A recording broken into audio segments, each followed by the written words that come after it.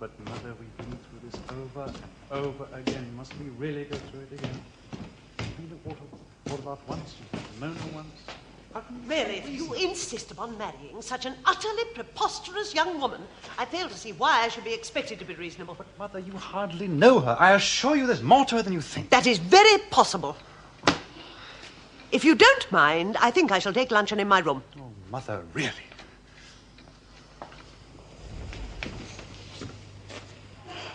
Kindly be so good as to open the door.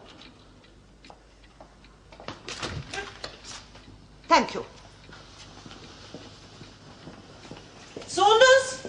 Yes, madam? I wish a light luncheon to be sent up to my room on a tray, please. Yes, madam. A little cold chicken and a glass of sauterne. Yes, madam.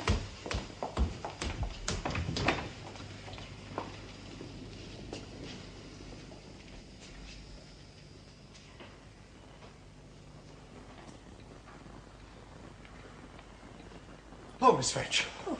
How glad I am to see you. Thank you, Mr. Gereth. But I'm afraid it will not be for much longer.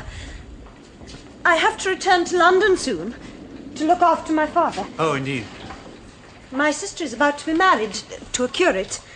There are, of course, arrangements to be made and things to be seen to. And I've been away too long as it is. We've just had another terrible bust-up, Mother and I. About poor old Mona, of course. Oh, dear. Mother's been slating her dreadfully. She cannot stand her. Says she'll never give up Poynton to such a barbarian. That's what she called her, Miss Vetch. A barbarian. She'll come round. Oh, you don't know my mother. Naturally, I want my own house to bring my wife to. Well, wouldn't you?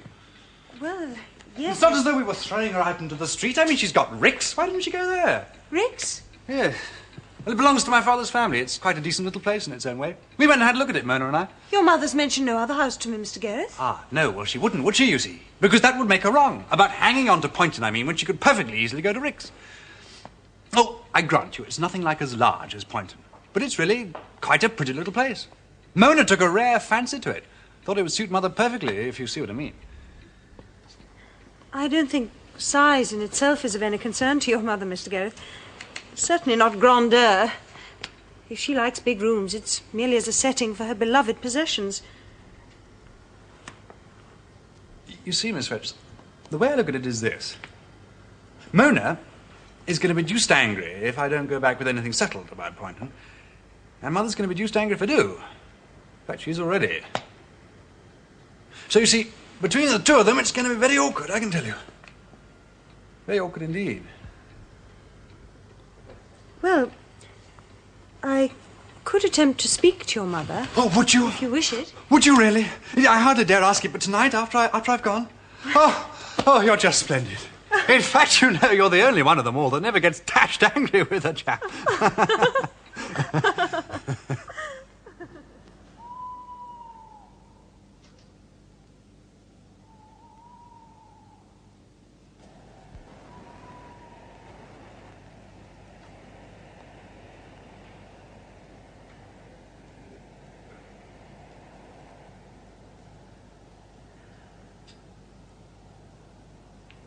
I will give up the house if they will let me take what I require. You mean you'd actually have no objection to them living here? At Poynton? If they'd let me take my particular treasures, no. Does that surprise you then, child?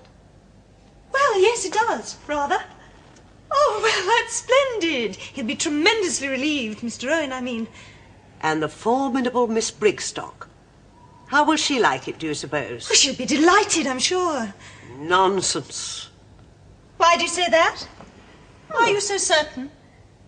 I have my reasons.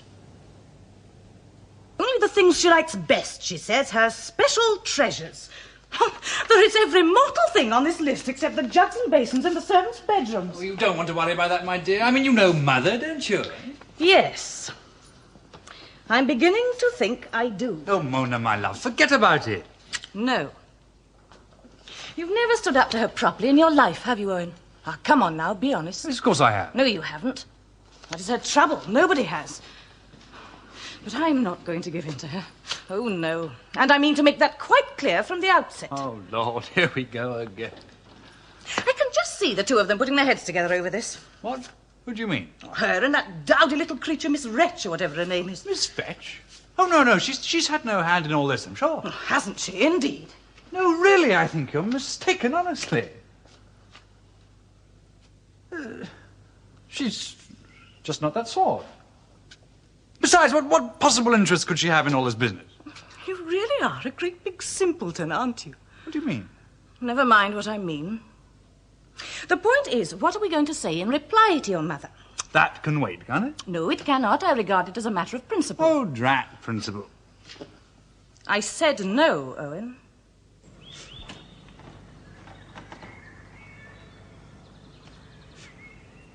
If she doesn't agree to your terms, what exactly do you intend to do? Sit tight here and withstand the siege, or provoke them until they have you dragged out of the house by force? I think on the whole I should prefer the removal and the dragging. Indeed, I intend to put them into a position that will make them appear publicly odious. You do realise, of course, what a scandal it would cause. Oh, I don't give a fig for scandals, my dear. Scandals are for housemaids. No, what I resent, most deeply resent, is the effacement to which widows in this country are subjected.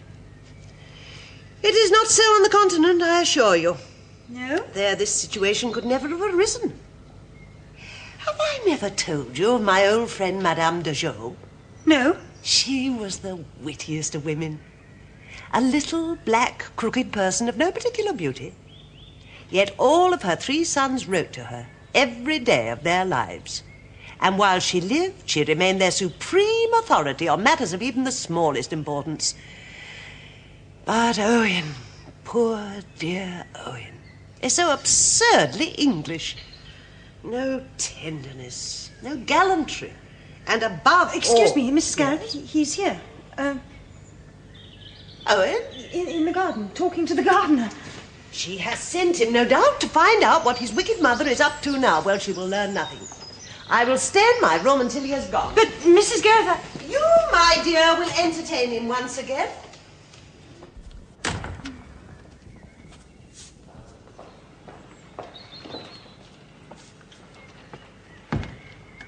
Miss Vetch!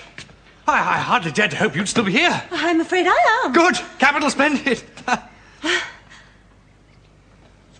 I came on the spur of the moment, as one might say. A small matter of business, merely, to do with the estate. I thought it unnecessary to give notice of my arrival, as I shall not require a meal. Oh, you won't be staying to lunch? No, really, thank you. I have a train. And my mother, is she well? Oh, yes, she's very well. Quite well, I should say. She's up in her room. Would you like me to tell her you're here? No, really, thank you, Miss Vetch. I know what she's up to. I know she won't see me. Oh, dear. So, she left you behind, did she, to do battle with me on her behalf, is that it? No, indeed not, Mr. Gareth. Your mother is quite capable of speaking for herself, as you should know. Yes, I do indeed. And on that count, Miss Brigstock sent you, did she not, to do battle, as you call it, on her behalf? So we're quits, eh? And you and I will have to battle it out together, is that right? But seriously, Miss Vetch, did you see the letter she wrote to poor Mona? Did you see the list of her demands? Did you? Or was it fair? Was it reasonable? Mr. Gareth, you're most unkind to put me in this horrid position. Your mother has been very generous to me, and I'm fond of her. I'm extremely fond of her. Please, Miss Vetch, you need say I no will more. not be disloyal to her. I hope you understand. Yes, I quite understand, of course. I'm sorry, Mr. Gareth. No, please. Don't apologise. You know, we're both in the same boat, you and I. Dashed if we are. Are we? In what way? Well, you've got to stick up for Mother, if you see what I mean. And you for Miss Brigstock. Not that I don't agree with what Mona says, mind you. I think she's being very fair indeed. A dozen pieces of Mother's own choice, that's what she can take. Those are Mona's terms. And I think on the whole they're very generous ones, don't you? I'm not expressing any opinions, Mr. Gareth. This is a family affair, it's no concern of mine. But my advice to you, for what it's worth, would be don't press the matter. Your mother is a proud person. She's taken up an attitude, a rather extreme attitude, perhaps. She can't be expected to change it all in a moment. Give her time. Don't put her into an even more difficult position. Give her time. And above all, let the suggestion of a compromise appear to come from her. Yeah, I believe you're right. That's very subtle, Miss Vetch. I'm blown if it isn't. That's very subtle indeed. If I can only get Mona to see it. I think I was reasonable. Quite reasonable, don't you, Mother? Yes, dear, perfectly. And I intend to remain so, whatever the provocation. Reasonable, but firm. Mona, dear, this question of the bridesmaids. Oh, Mother, please, that must wait. Mona, dear. You see, my quarrel is not with him, but with her, his mother. This is a trial of strength between her and me. She thinks at the moment, or pretends to think, that I am scarcely worthy of her concern. She made that clear enough on our visit to Poynton. But she will find otherwise. She will find me a stronger opponent than she thinks. And as for Owen, poor Owen. Well, it is high time he stood up to her, and I think in his heart he knows it. Oh, Mona. Mona, are you sure, beyond a shadow of doubt, that this is what you really want? Yes, Mother. Quite sure.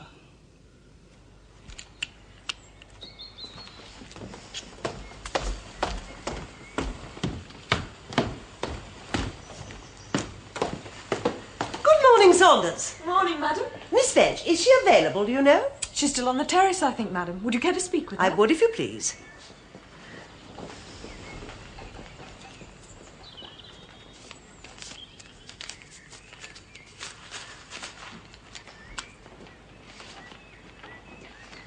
You wish to see me, Mrs. Gereth? I'm sorry, I was not expecting you down quite so...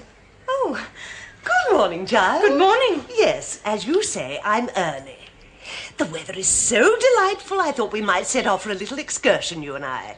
My engagement book is quite blank for the next few days. Few days? But, Mrs. Gereth, I thought I told you I promised my sister I'd go home tomorrow. A change of air's so beneficial at this time of the year, I always think, don't you? But my sister's getting married, Mrs. Gereth. Besides, the garden at Rick's, such as it is, should be really looking quite at its best by now, I should imagine. Rick's?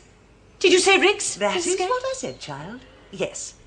There are servants of a sort there, I'm told. I've telegraphed the time of our arrival. Then I shall go off at once and get my things on. I shan't keep you more than a few moments. Gently, child, gently. The house will not run away.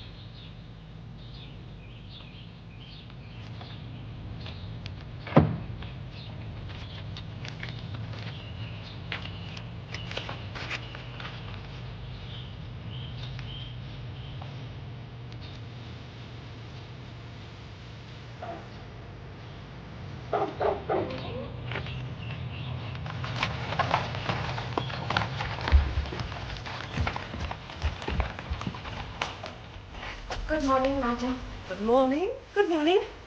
Yes.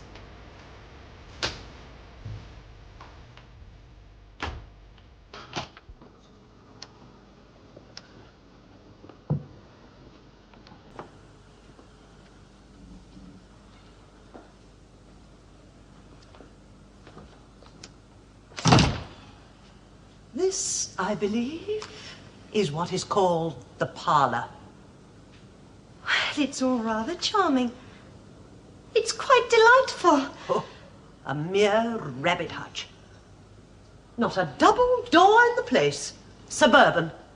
Please, Mrs. Gereth, you seem to forget that I was born and brought up in a suburb, if one can describe West Kensington as such. Oh, forgive me, child, but if it's any comfort to you, you seem to have overcome that disadvantage quite admirably.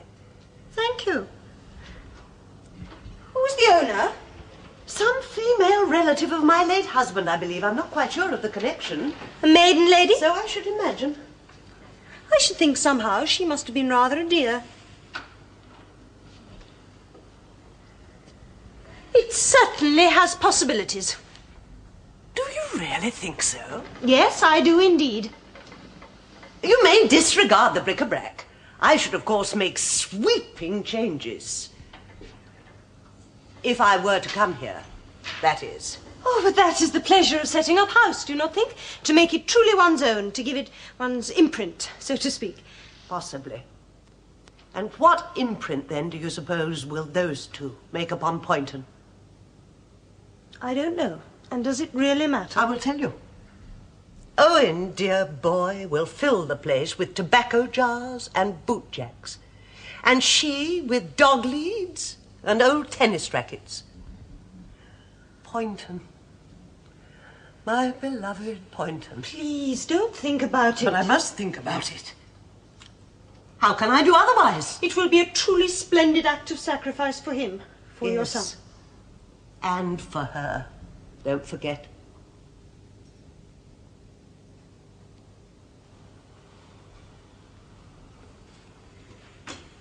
I know how much it must cost you. I do understand. Do you, child? I wonder. But for the meantime, let us put aside such horrible possibilities. The surrounding countryside, at least, is not unpleasant. We will hire a carriage, you and I, and spend the next few days in idle exploration, shall we not? Mrs. Gereth, I thought I made it quite clear that I have to return home tomorrow. Oh, nonsense. There's some very fine churches in the neighbourhood, I believe. But Maggie is expecting me. Maggie? And who prays Maggie? Maggie, Mrs. Gereth, is my sister. Oh, yes, of course. She's getting married shortly to a curate. Yes. I believe you did mention her to me. I have done so, Mrs. Gereth, on more occasions than I care to recall. I have undertaken to dress her for the occasion and help her make her clothes. She has, at the moment, a lace mantilla only, which is hardly sufficient covering in which to walk down the aisle. I think you'll agree. Forgive me, child. I'm a selfish old woman, and my head is full of my own affairs. You must go, of course. But please, you mustn't abandon me altogether. Dear Mrs. Gereth, as though I would.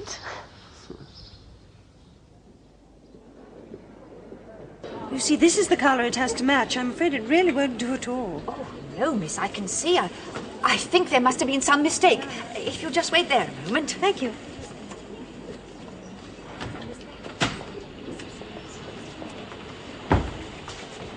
Oh! There you are.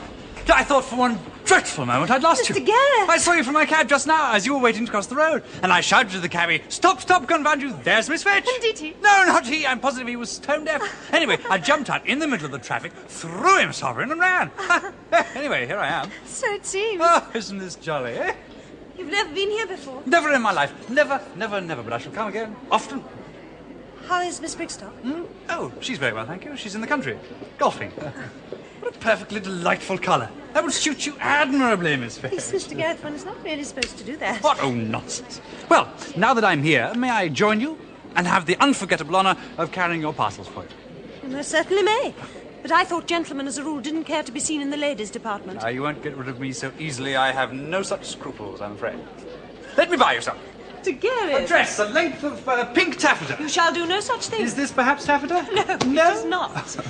Mr. Gereth, the assistant's beginning to give us black looks. Well, if I may not buy you this, let me buy you a travelling rug, an ornamental clock, a complete set of somebody's works bound in Morocco. Gereth, please. Now, I absolutely insist on buying you something, Miss Vetch. I want you, if you will, to have something that may remind you of the very, very happy occasion of our meeting like this. Well, if you put it like that, I cannot really refuse. I should like, if I may, a pincushion. Pincushion? Oh, come now, Miss Vetch. I Really? assure you, a pincushion is what I most greatly lack. If you could see the number of pins on my poor father's carpet after my sister and I have been dressmaking, you would realise my truly desperate need. However... Very well, very well. A pincushion it shall be. The finest money can buy. Pincushions, please. Yes, sir. we have these. Look, Thank you. your ribbon, Miss. Oh, that's very much better. That'll do admirably. Thank you so much. I shall have this one with your initial on it. Have you nothing more expensive? No, I'm afraid not, sir. Very well. Thank you, sir.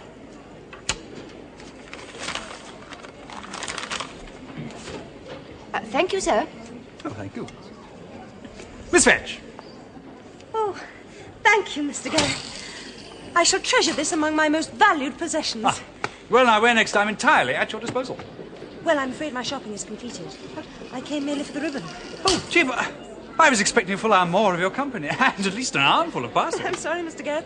Plain truth is, I've no more to do. Well, what about lunch? How about that, eh? I don't know about you, but I am as hungry as a hunter. Oh, that's very sweet of you, really, but no, thank you. Well, why not, pray? I don't really... My sister, she's expecting me. But can't I persuade you? No. Oh. Well, if you won't have lunch with me, may I have the honour of walking home with you? You don't even know where I live. No, but I hope it's not too close. Well, it's right across the other side of the park in West Kensington. Good, capital, splendid. You sure that's not too much out of your way? Good gracious, no, if anything, it's not far enough. Miss!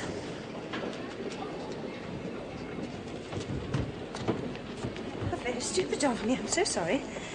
Thank you so much. Do you know, Miss Vetch, it's the most extraordinary thing in the world I'm eating like this, because you'll never believe it, but I was thinking of you just the moment before. Now, which way shall we go? Past the front. Yes?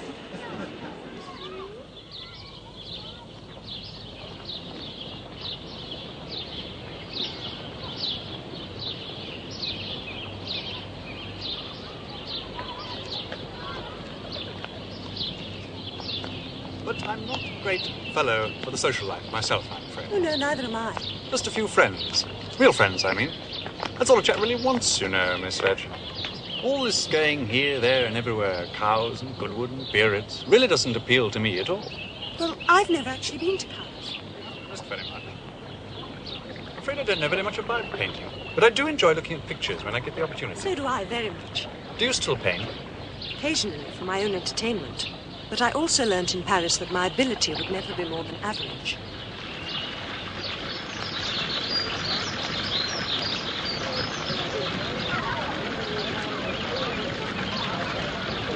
Well, Mr. Garrett, I'm afraid this is where we really must part. Oh. Must we? And thank you for being so kind to me. Not at all. It was great fun, meeting like that.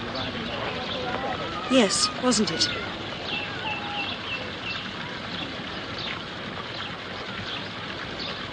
Oh.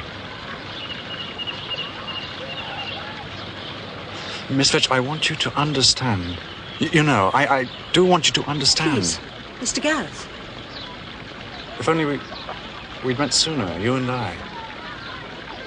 I mean that if... Mr. Gareth, don't. You mustn't say anything. Goodbye, Mr. Gareth. Thank you.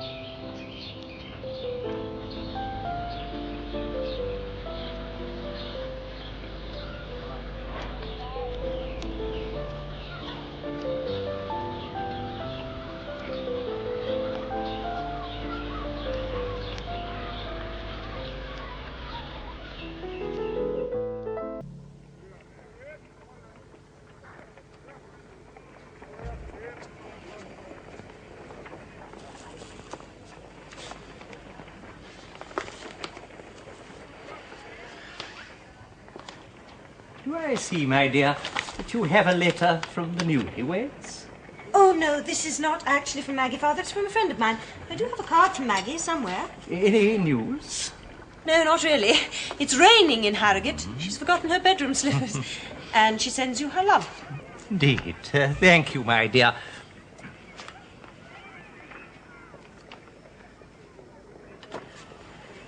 Father, would you think it awfully ungrateful of me if I were to leave you again for a little while? What, my dear? Go away, do we? Well, I've had an invitation from Mrs. Gereth, and she wants me to spend a few days at her new house in the country. Have you, eh? Then by all means accept it, my dear. By all means.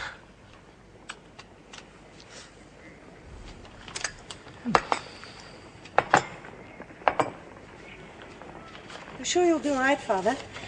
I feel awfully guilty leaving you like this. I'm sorry. What was that? Nothing, Father. It's all right.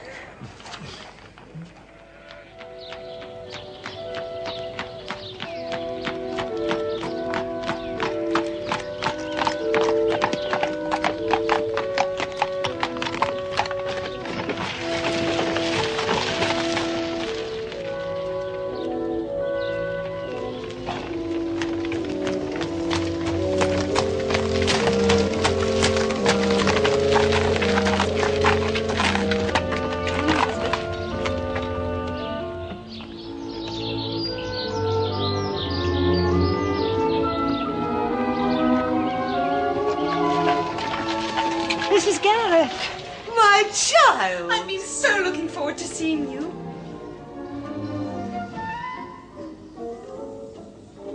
Oh.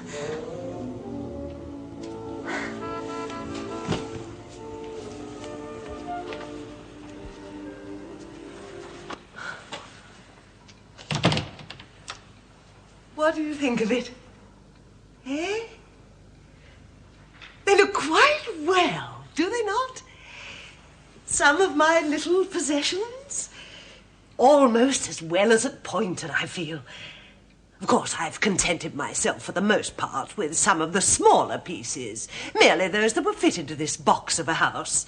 I took away only what I required. You seem to have required all the finest things, I notice. I certainly didn't want them rubbish, if that's what you mean.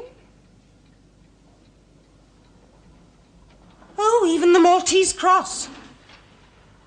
Even the Maltese cross? My child, you didn't think I'd leave her that, of all things, do you? Besides, you made it. By your liking it, your very own. I brought in my love specially for you. And what does she say? How has she taken it? Who? The precious Mona? Not one sound has come, either from Poynton or Waterbath. Not one single cry. I got my blow in first. I struck swiftly. Oh, I'd quite taken her breath away this time. But presumably she will get it back again.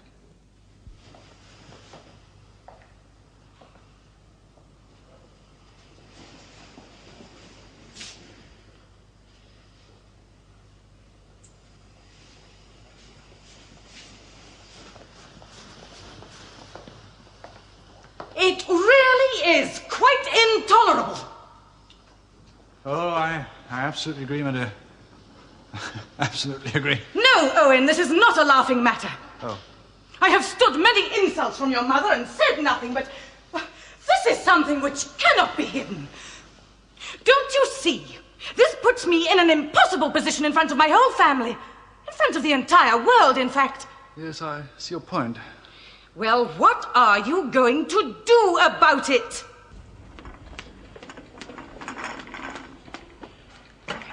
Thank you. And now, child, we have the whole afternoon before us. You shall see everything. The whole house, such as it is. I should like nothing better. But how in the world did you do it? By calculating. By choosing my time. Of course, I had it all worked out. Laid my plans and so on. It was largely a question of money. I was horribly extravagant. It was a matter of arranging everything in Tottenham Court Road and paying the price. I haven't paid it yet, by the by. I can give you 2 days, I said. 2 days and not a second more. And they undertook the job. I worked with them. I stood over them. I coaxed, I made love to them. I neither ate nor slept for 2 whole days. Oh, I was magnificent, sublime. I didn't know I had it in me.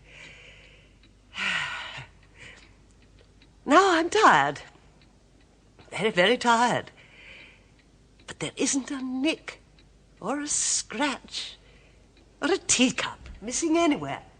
Mrs. Gereth, dear Mrs. Gereth, please don't think for one moment that I don't sympathise most deeply with your upon my feelings. soul, things look almost as well here as they did at Poynton. Better even. What were you saying? Mrs. Gereth, I must speak. You do realise, do you not, that by taking matters into your own hands in this way, you've placed poor Mr. Owen in an extremely embarrassing position. Poor. Mona is not the sort of person to take this without some form of retaliation. I'm not frightened of Miss Mona. What can she do?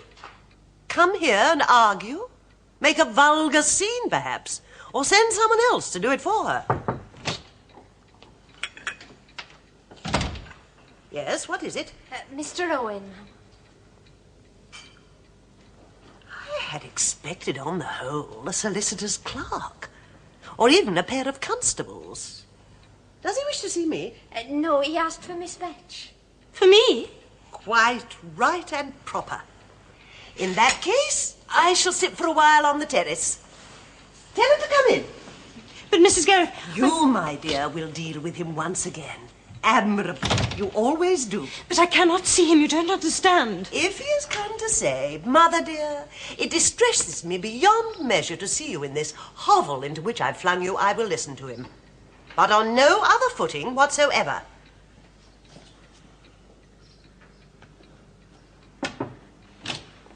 Mr. Owen, miss. I asked for you because I heard from the cabman that he drove you here earlier. Oh, you didn't know beforehand that I had come, then? Mother tells me nothing now. We don't communicate, you understand. I've thought so much since of our day in London. About you, I mean. Please, Mr. Gereth, let me call your mother. No, please. I'd far rather see you than her. In fact, to be quite honest, I have no real desire to see her at all just at the moment. You know, of course, Miss Vetch, what she's done. Well, you can see for yourself. I can, indeed. Is it the same elsewhere, do you suppose? Upstairs, the bedrooms even? It's the whole house. Mother thinks I never took any notice. But I assure you I was awfully proud of everything, Miss Vetch. Upon my soul, I was proud. I'm sure you were, Mr. Gereth. And now she's done this. We left her quite free, you know, to take a few pieces of her choice. And look! I feel myself in a large measure responsible for this deplorable state of affairs. You? Yes, it was I who counselled moderation, advised giving your mother time. I have it greatly on my conscience that you must think that I've deliberately deceived you. No, I assure you I do not. But believe me, I had no notion she would behave as she has done, no notion at all, or I would never have said what I did. You agree with me then, Miss Vetch? You're on my side. You admit that this time Mother has really gone too far? I think your mother has acted very mistakenly, yes. And I shall, of course, tell her that. Oh, you haven't yet done so? Made your feelings clear, I mean? Not yet, but I will, Mr. Gereth.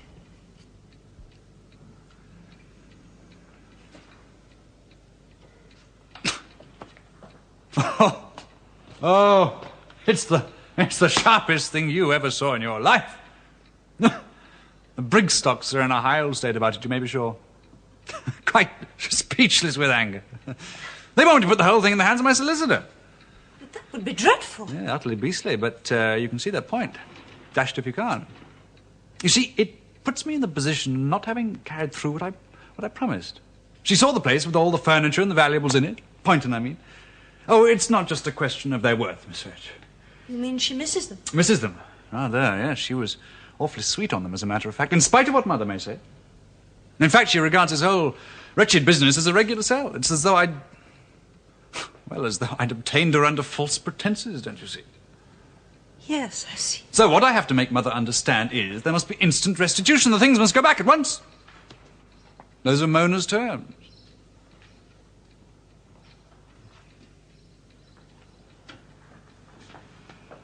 I forget when it is that your marriage takes place. It's a little uncertain. The date hasn't yet been fixed. She wants to shift it. Why should she want to do that? Well, it's really very awkward. You see, I don't quite know what more I can do to persuade her of the urgency. Mother, I mean.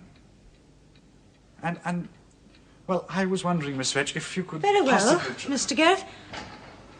I will talk to your mother immediately and explain to her that the things must go back at once. Oh, would you?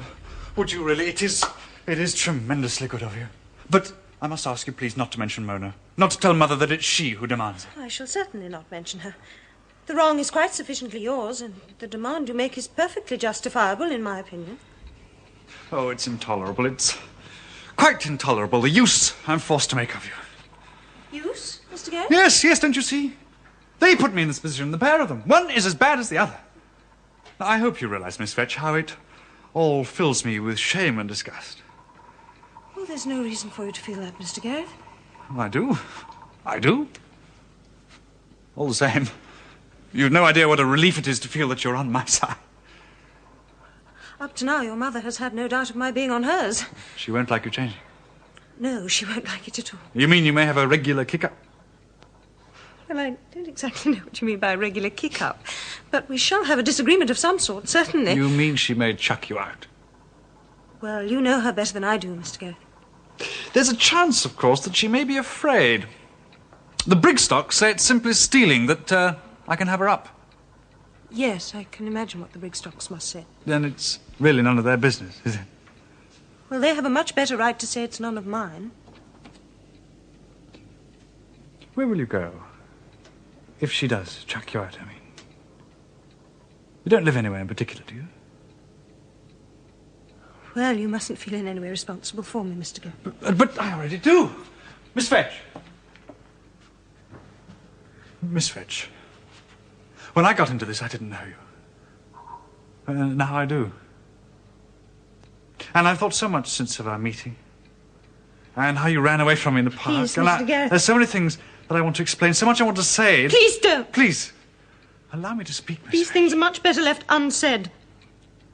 Once put into words, and what is lost.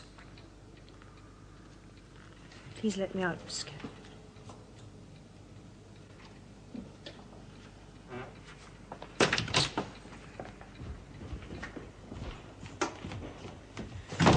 Has Mrs. Gereth come in yet? No, miss, she's still on the terrace. Thank you.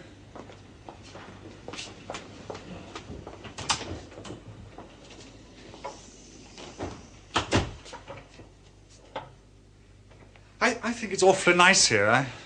I assure you I could quite well do with it myself. Well, I should think you might. With all your things here, it's Poynton itself, almost. I don't mean with the things here. I mean with it all just as it was. With everything patched up at the other place, I could live here quite happily, don't you see? You really must go, Mr. Gereth.